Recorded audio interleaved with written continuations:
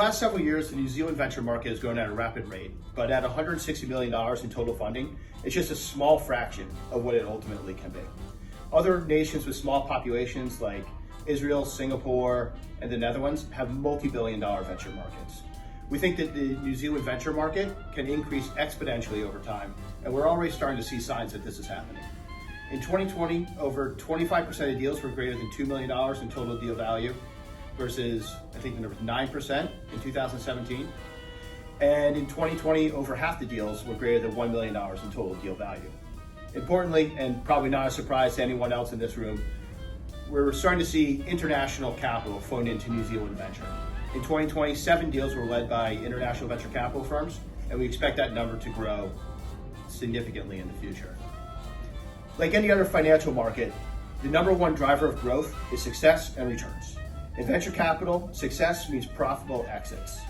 And over the last several years, we've seen several notable New Zealand venture exits that has resulted in a virtuous cycle of capital recycling happening into the ecosystem.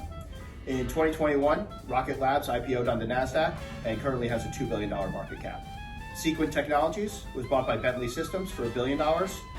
Then was bought by Lightspeed e-commerce for $350 million. And LanzaTech is getting ready to list on the NASDAQ over the next couple of months with a $2 billion valuation. The common element of success across all these companies is international scale. All these companies, plus many others, have been able to take the resources of New Zealand, mainly smart, hardworking, and entrepreneurial people, and build products and services that they've sold to people around the globe. New Zealand's just a country of 5 million people. So no matter how successful you are in the domestic market, you cannot build multi-$100 million technology or life science companies by serving the domestic market. You need to scale internationally. And scaling internationally cuts 2 ways. Companies need to grow internationally to continue growing their revenues at a rapid rate and become big companies. And investors need to scale their investments into New Zealand and New Zealand companies to support these founders and their companies. And this is a very unique opportunity for forward investors like ourselves.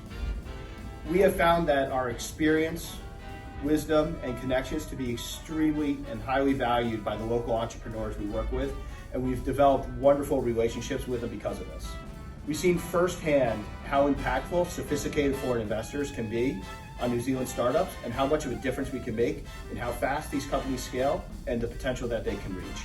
And we're working hard to introduce our companies and the ecosystem at large to more foreign investors. In investing, the big returns come from being early, seeing the next big thing before everyone else does, and being there to ride the wave as the masses come to realize what you've long ago discovered. We believe we have exactly that in New Zealand venture capital. It's a hidden gem that's just beginning to take hold, just starting to get recognized by the wider global investment community.